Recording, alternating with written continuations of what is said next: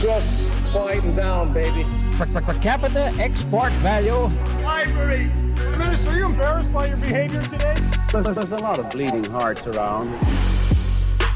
Do you have the fortitude or the gonads to stand up and come across here and say that to me, you son of a bitch? Just watch me. He certainly went too far, Mr. Speaker, when I saw him stick his tongue out. Contemptuous disregard. More than a slab of bacon talking here. The disappointment you also feel is my responsibility. I lost my temper. What is the nature of your thoughts? The word was F-A-R-T. Come one, come all. Welcome to another exciting and tantalizing episode of Canadian Politics is Boring. I'm your host, Jesse Harley, and with me is the inscrutable, the smelly, the tantalizing, I used tantalizing already, Reese Waters. Reese, everyone say hello, applaud. Yay, woo, hello, Reese. Hey, ha, ha, hey, ooh, ooh. Hi. Sorry. I just can't do that kind of energy, but you did it really well. So thank you. I think you have enough energy for both of us. That's sad. Isn't that sad? That's a little sad.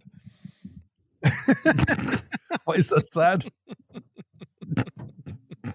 I don't know. Like, you know, you're So what's new with you? How are you? How have you been?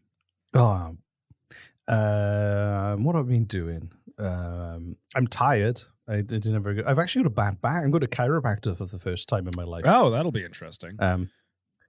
So I'm hoping they'll just literally just kick, like they'll lie on the floor on the front, and then they'll just jump on me and just punch me in the back for a while, and then I'll just be, I feel loads better. Thank you. That's I watched exactly some YouTube how videos of them doing it. So I watched some YouTube videos, and I'm worried they're going to break my neck.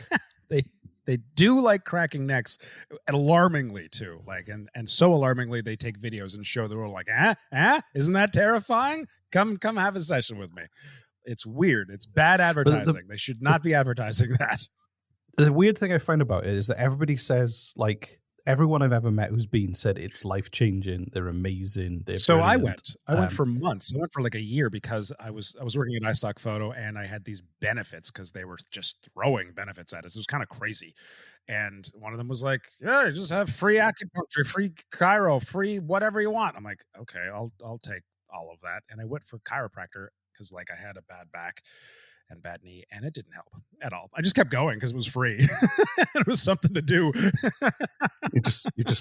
you got on well exactly. With them. So, hey Paul, hey Jesse, how you doing? Not bad. Want to punch me in the back for 20 minutes? Sure thing. Lie in the back. Yeah. So that's. I listened to a great podcast, Behind the Bastards with Robert Evans. It's a show I love, and he did one about the person who invented the whole industry and came up with the techniques, and they were like super dodgy, and it's always made me go, nah, it's quackery, there's nothing to it. But then everyone I know and people whose judgment I really value are all like, no, you need to go. So I'm like, oh, I'm just gonna go. Oh, not like you need to go as in leave the room out of my sight, like pointed a finger behind you and like you need to leave. Well, they do that, but they shout go to a chiropractor as I walk out.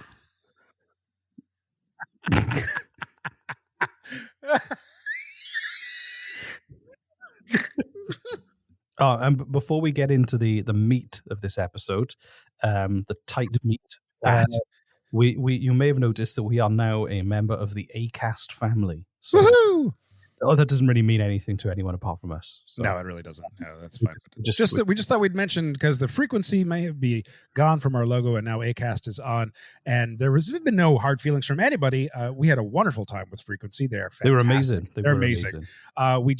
We both amicably parted ways, and now we've joined with the Acast family, and we're very excited to join Acast. It's great to see what they have people working in LA, and everything is great. It's like, I'm just going to send an email to someone in LA.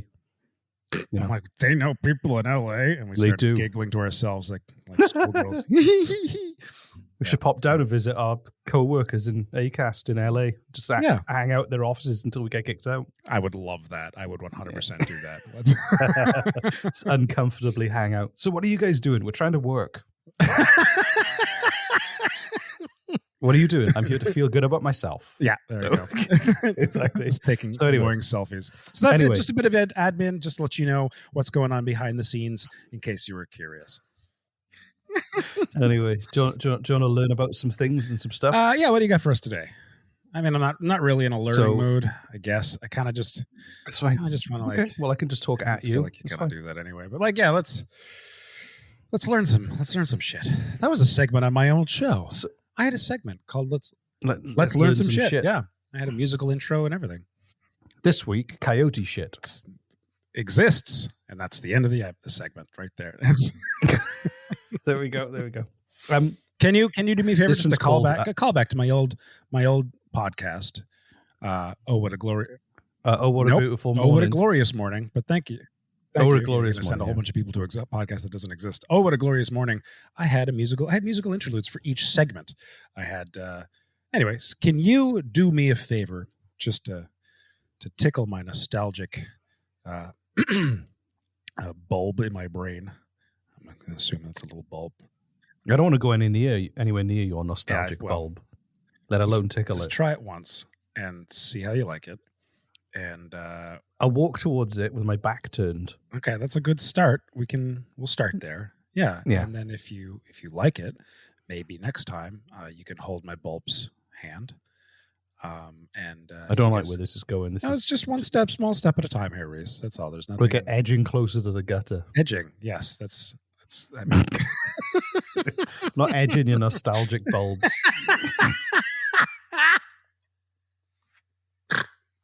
Anyway, I'm going to talk about. I was just going to say, like, can we? For my sake, I haven't finished what I'm saying. No, the whole reason. I don't want to know where it's going. It's fine. This is a family show. It's not, but how would you like to learn about 100 years of anti-vaxers? Oh, I feel like this is going to piss me off. No. Spoiler alert. Not you, but like the topic. You know what I mean? Oh yeah, no. But spoiler alert. Anti-vaxxers were smarter 100 years ago than they are now. That's the conclusion I've come to. Okay, well, with that, if you leave that little nugget of information, and if that's true according to you, then I'm color me intrigued. Color my bulb, my intrigued bulb, my intrigueness, my bulb of intrigueness, which is dangling right next to my nostalgic bulb. It's slowly warming up, and you should go and see the doctor. I think you've got one too many bulbs. Please continue. Yeah.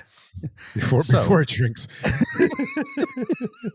So this is a great article written by Jamie Bradburn, which was published like 2 years ago, and it was called "Stop the Slaughter of the Innocents: Meet the Anti-Vaxxers of 1919." So this is in Canada, I'm assuming. This is in Canada. This is in Toronto primarily. So during like the 19th century, when they first introduced vaccination, there was all these horrible diseases just randomly killing people all the time.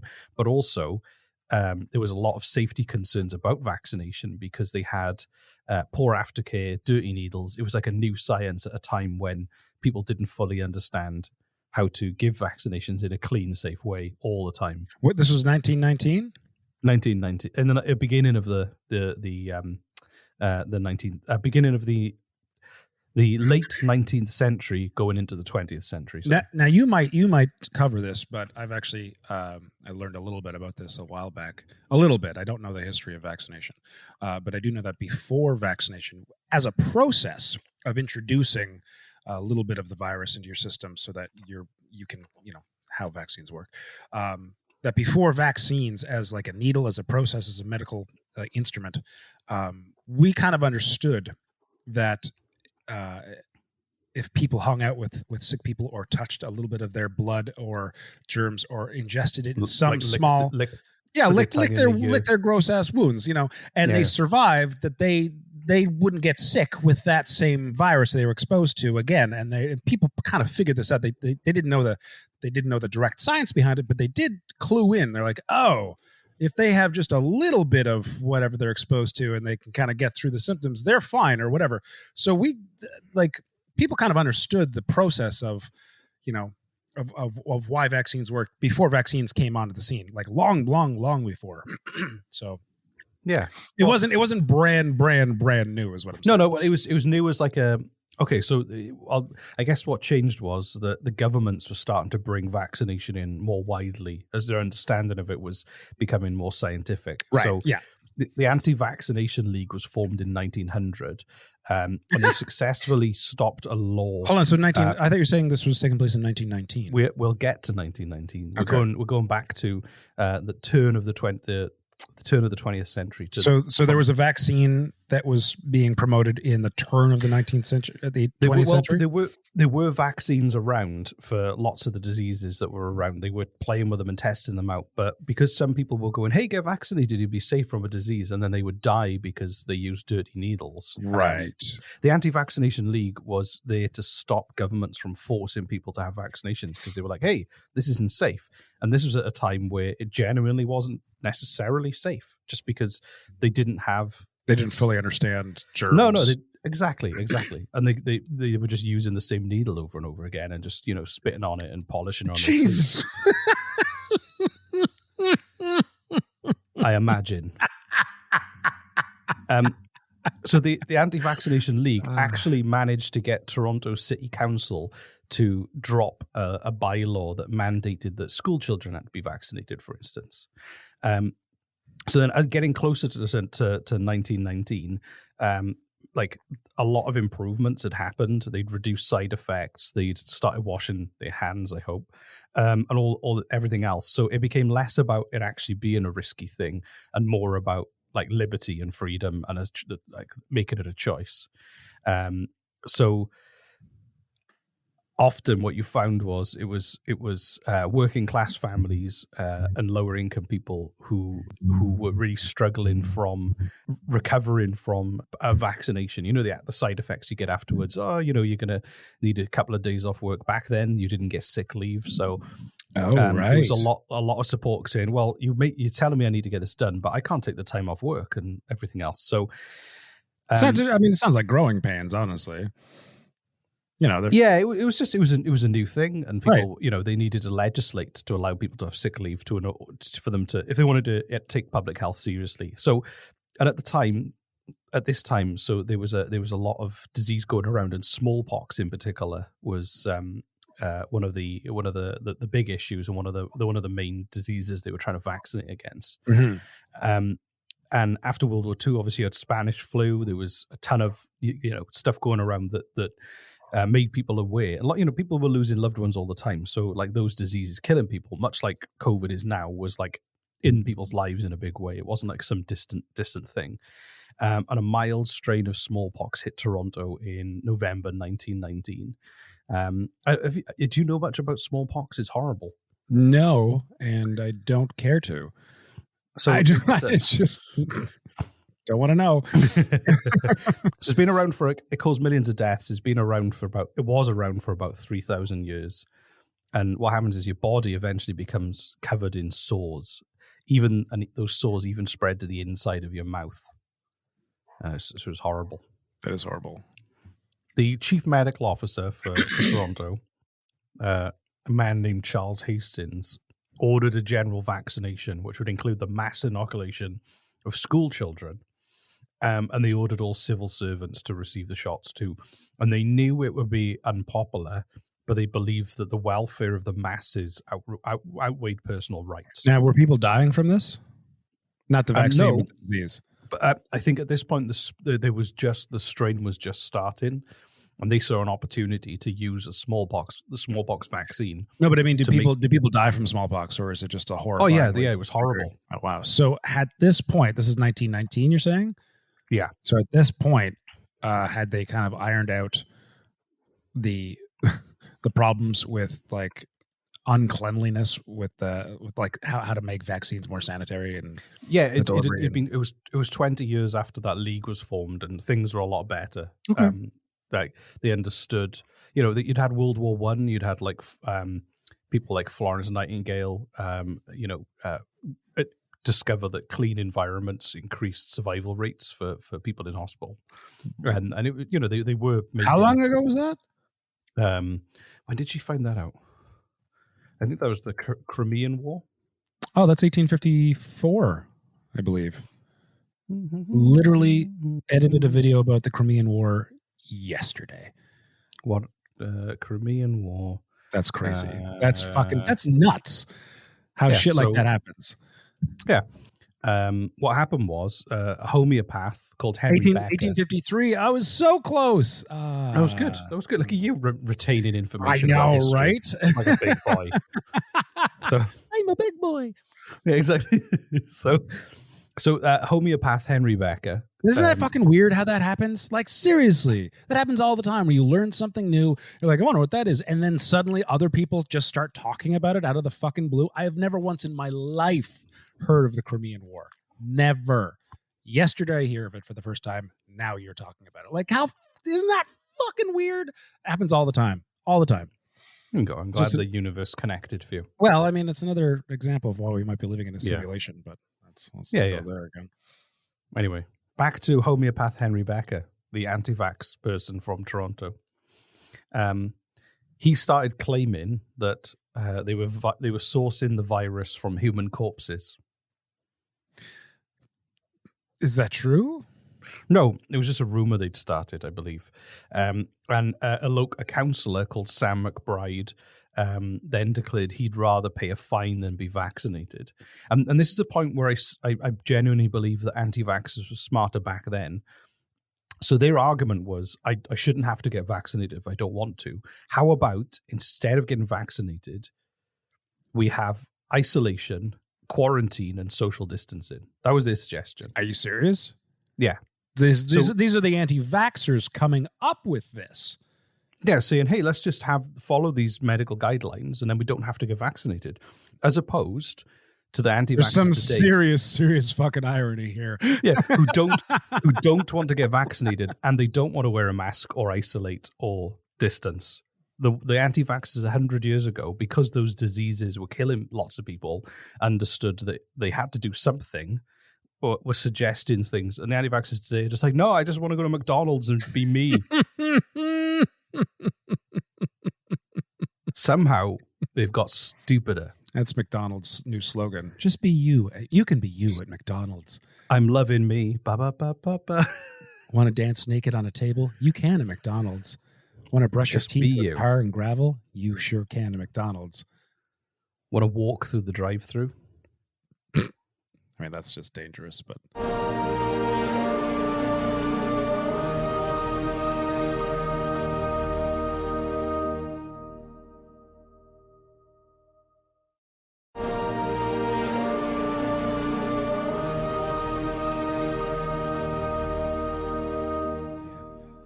Anyway, so how do you feel about that? Well, it kind of confirms the suspicions that we're getting dumber. So there's a divide. There always has been a divide between the extremely smart and the extremely stupid. It's just true. Like, people make these fucking magical devices in our pockets that we call phones that we, connect with the rest of the world and almost all of human knowledge with instantaneously, but we don't have a single fucking clue how it works. Other people are making those for us. The divide, that doesn't make us ridiculously stupid, but there is a divide, I've always said, between the ridiculously smart and the ridiculously stupid. And I'm starting to question, because like the ridiculously smart people, if you compare them to like ridiculously smart people from a while back, they seem to be getting a little bit smarter. I'm wondering if it's the same for the other side of the fence. I think it's just the spectrum is growing. Yeah, both ends of the spectrum are getting further apart. Yeah. It's not just in how far apart they are, but like how smart and how stupid they are too. So it just blows my mind. They were like, yes, this is bad. Nobody wants smallpox. This is going to hurt a lot of people, but I don't want to get vaccinated. So let's follow these very sensible steps instead, rather than going, I don't want my life to change at all. Well, and I don't care were these who people dies. also saying like smallpox didn't exist, or it was created by the government? Or no, they weren't. The government's trying to take their freedom away while screaming freedom, like wherever they were just into a megaphone because they didn't have phones or instruments. They just had a history of going, I know people who died from having a vaccine because the needle was dirty, or I know somebody who lost their job because they needed the day off work and they weren't supposed to. They weren't necessarily as irrational, but like social media has been responsible for spreading a lot of this misinformation. Oh yeah, no, it's the press at the time in Toronto did exactly the same thing. What do you mean? So the Henry Becker, who was the homeopath, who claimed it was coming from corpses, and Sam McBride, the council elected official who sided with the anti-vax. Hold on. So this what's his name again? The homeopath? Henry Becker. Henry Becker claimed that smallpox came from corpses? No, that the vaccine was coming from corpses. Well, even if that was true, so what? I know. I eat dead people all the time. But he was just saying that to stir up shit. Yeah, he was. And then Sam McBride, the elected official, believed him. And then McBride was speaking to newspapers, and he was saying things like, there are commercial travelers in Toronto who are afraid to leave their homes for fear their children would be forcibly taken and mutilated in their absence, he told the Daily Star. And then also newspaper letters pages were filled with unsubstantiated claims from anti-vaxxers saying that the shots stopped smallpox but spread syphilis. And eventually, 95% of the city opposed compulsory immunization. And one 93. Of the writers... Wow. 95%, sorry, oh, wow. One poll said. Obviously, it's a poll, so it depends who they asked, but that was a poll that was taken. One writer suggests that unwrapped bread sold from dirty wagons was a greater menace than smallpox. Ever bought unwrapped bread from a dirty wagon? You know I have. Fresh bread. Fresh unwrapped bread from a dirty wagon. Come try this olive bread. The croissants are wonderful. And then there was the whole thing about, not vaccine passports, but stopping unvaccinated kids from going to to school, those kind of things. But just to give you context, the coronavirus kills 0.5% of people it infects, whereas smallpox had a death rate of 30%. Jesus Christ. You had a 30% chance of dying if you got it. Yeah. Oh my God. So a rash starts with small red spots on the tongue and in the mouth. The spots change into sores that break open and spread large amounts of virus into the mouth and throat. Yeah, thank you for stopping. So 3 out of 10 people. I don't want to know. And also, smallpox survivors had permanent scars kind of over most of their body and their face. Some went blind. And eventually, smallpox was eradicated by, I think it was the 70s. And the last natural outbreak was in 1949. But because of vaccination, it was, the vaccine program was successful. They eradicated an entire disease that had plagued people for centuries. So it just, they were doing the right thing, but there was still, you had the public opinion was against mass vaccination, and also a lot of influential people were against it as well. So they had lots of public meetings were held all the time, and they were calling compulsory vaccination tyrannical, and an old scientific absurdity of using disease to fight disease, things like that they were saying. And also they were saying that the doctors were financially profiting from vaccinations, and that's why you shouldn't get one. Wow. Yeah, there we go. That sounds familiar. Yeah. And they had protests, anti-vax protests. 1,200 people turned up at Massey Hall. 1/3 of them died. Yeah. 1/3 of them, they all went home. They all felt curiously ill, and no one could work out why. Mysterious illness. They said things like, you may cripple your children for life, inflict upon them some loathsome and incurable disease, or even accomplish their death in a short time. Well, I mean, I can't say I'm surprised, really. But it doesn't sound like a lot of them were like, again, it just sounds like, the blind leading the blind, like more just this sounds like a fun club to be in. I like being angry. Yeah. As opposed, I don't know how many people were actually touting like, hey, let's just stay home and wear masks and socially distance and just quarantine ourselves until this is over. Like, it doesn't sound like most of them were on the side of science as well. Like, hey, this is new technology and I get where you're coming from, but can we take this slow and make our own decisions? It doesn't sound like, hey, let's study the statistics of how this has worked out in the past, et cetera, et cetera. Let's talk some BB doll. It doesn't sound like that at all. It sounds like most of them are like a lot of them today. Yeah, they like screaming in a club with other people who like screaming. But what happened was the chief medical officer, Hastings, his argument was to point out how ignorant they all were to their faces and to say, hey, if you don't want to get vaccinated, you're just ignorant, you're just stupid. And by taking that kind of approach, he just angered more people. And in the end, most of the city council turned against compulsory vaccination. Well, so the whole angle of going, come on, you're just too stupid to understand it, just do it, didn't work then or now. I understand how it didn't work. Like, okay, so COVID versus smallpox, it's huge, massive difference. For one thing, the whole, COVID argument amongst, I'm sure, a lot of anti-maskers and anti-vaxxers is like, it's only a 0.5% kill rate or whatever. It's not about you. It's about the people you could give it to, the elderly, the immunocompromised, the people who could get sick and die from it, that they could get it from you, trying to go and live your best fucking life. That's the issue. I mean, they should have nicknamed COVID-19, instead of COVID-19, they should have nicknamed it like the grandparent killer, right? Because then people would think twice. It's not about me dying. It's about possibly me giving this to my grandparents or someone else's grandparents. Like that's anyway.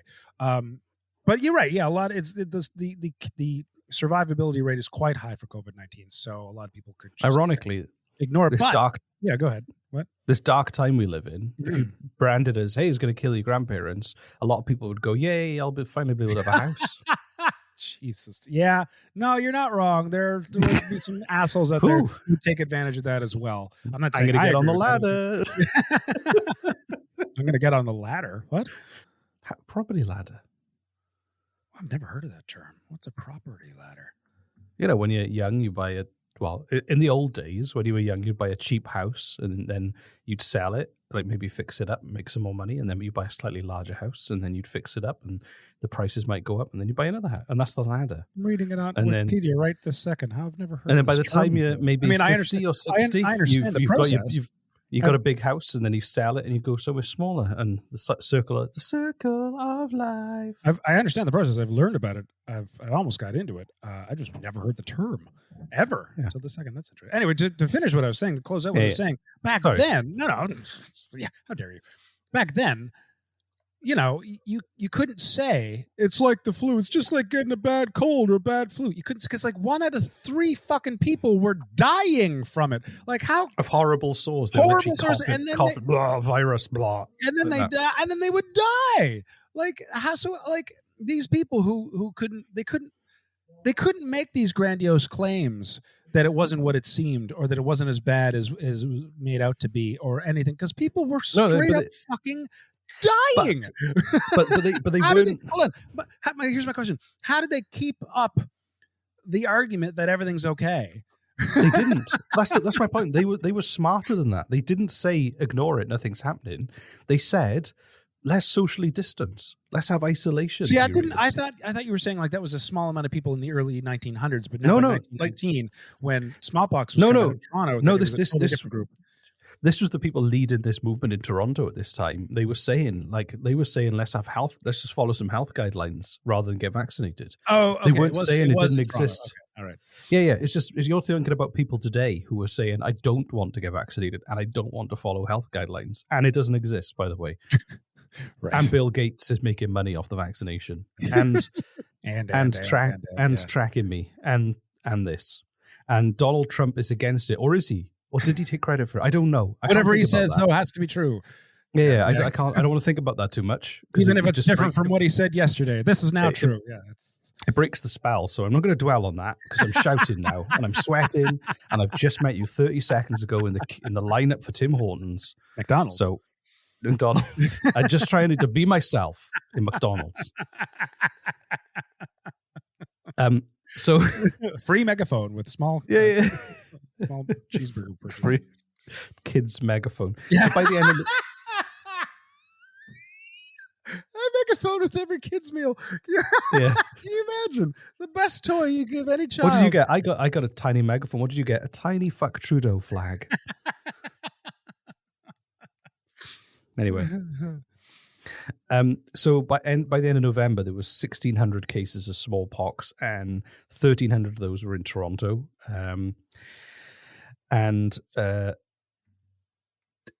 The city council was deadlocked. They weren't going to enforce vaccination more widely, And they also, it got to the point where America closed the border because they were worried about smallpox crossing over from Canada.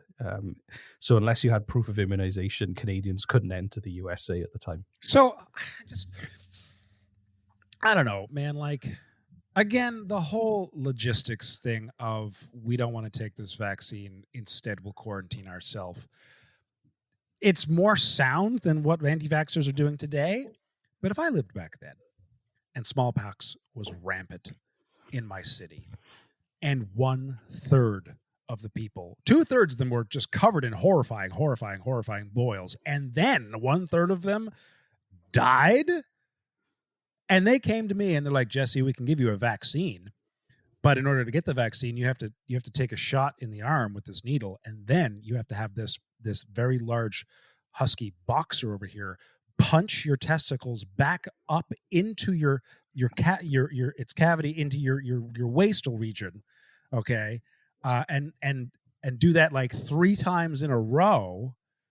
I'd be like, where do I sign up? Like, this isn't just, there's no comparison to like dying from boil, like just, and there are people out there who are like, I'll chance it. Are you fucking nuts? No, anyway, exactly. That's my rant.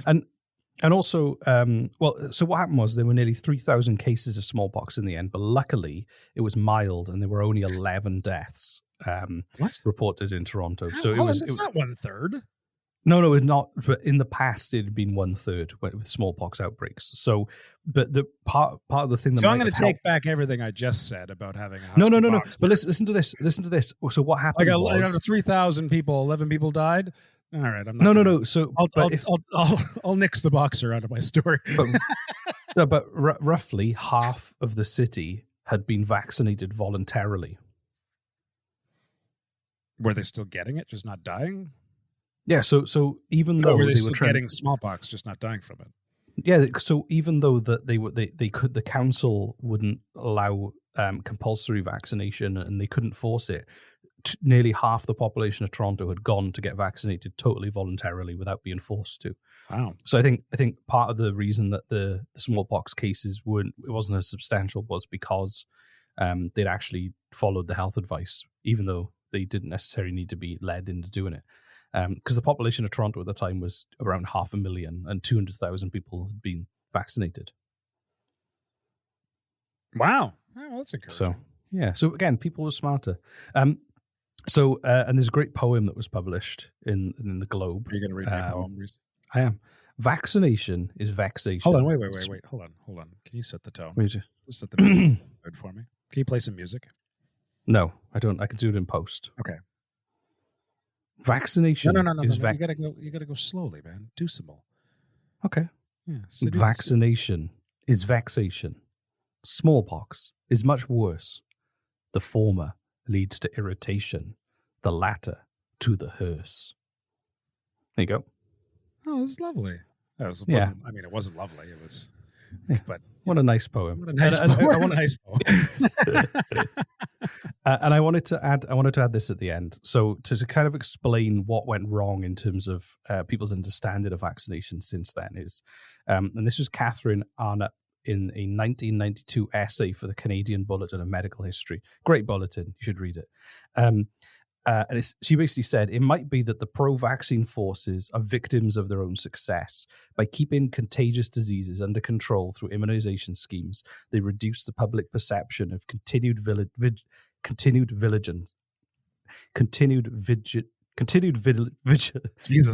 vigilance against diseases.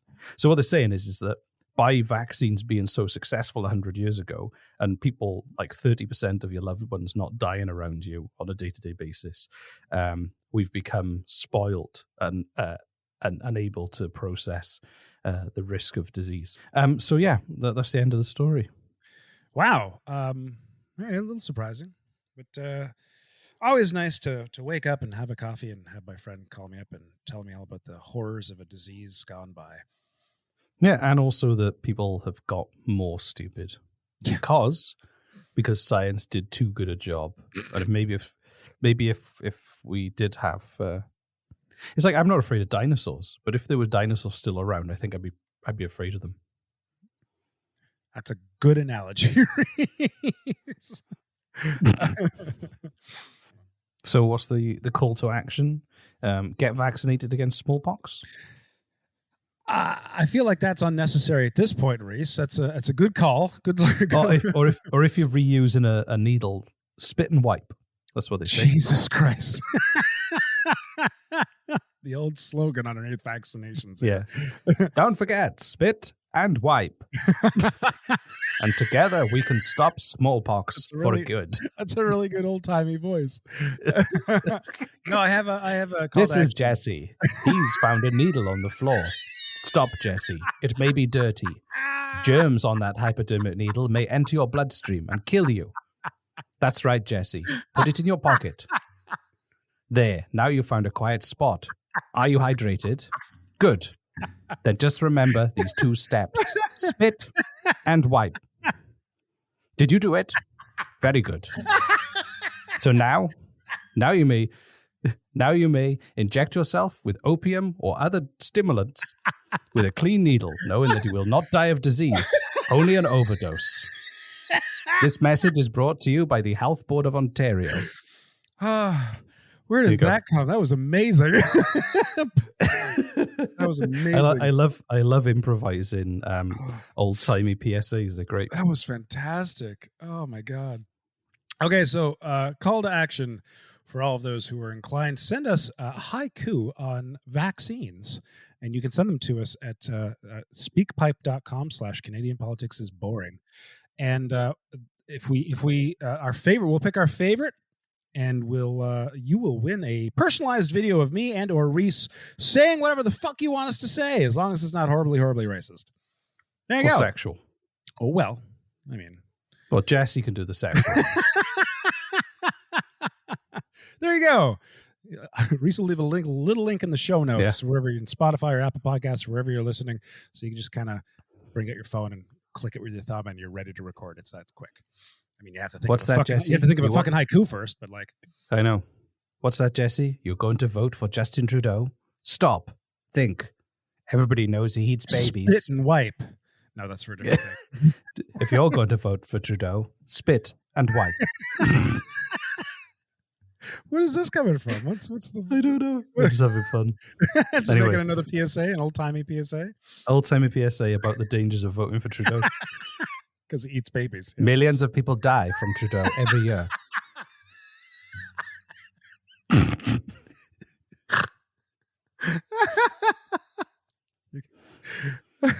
You may not know it, but he is a secret communist. That's what people think. Oh, Reese, I love your old. I mean, I asked you to do a Canadian accent before, and it's the funniest. But this is the best accent you've got going, which is old timey American PSA. Oh, really?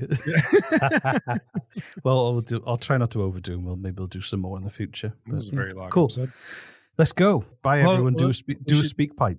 Yes, a speak pipe vaccine haiku to win a personalized video message. Let's end it by the 2 of us screaming, "Let's go!" and 3. Ready? 1, 2, 3. Let's go. We can do that. Was horrible. I'm stopping it. All right. Fuck.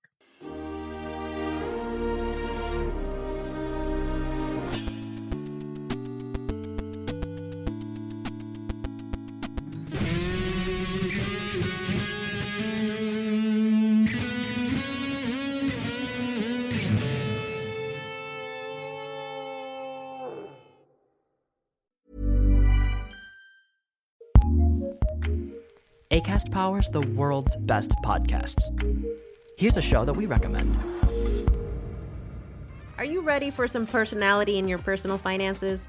Hi, I'm Janice Torres-Rodriguez, Latina money expert and host of the award-winning podcast, Yo Quiero Dinero. On this show, we're serving up POC-friendly personal finance knowledge, always with a side of sass. We're not talking about avocado toast and lattes on this show. We've got real, relatable personal finance knowledge that makes you feel seen, heard, and finally understood. Consider me your super cool, slightly risque, but always honest financial fairy godmother. Together, we'll tackle dinero in a fresh new way so you can finally become poderosa with your dinero. Check out our weekly podcast episodes at yoquierodineropodcast.com or subscribe wherever you listen to podcasts. Acast helps creators launch, grow, and monetize their podcasts everywhere. Acast.com.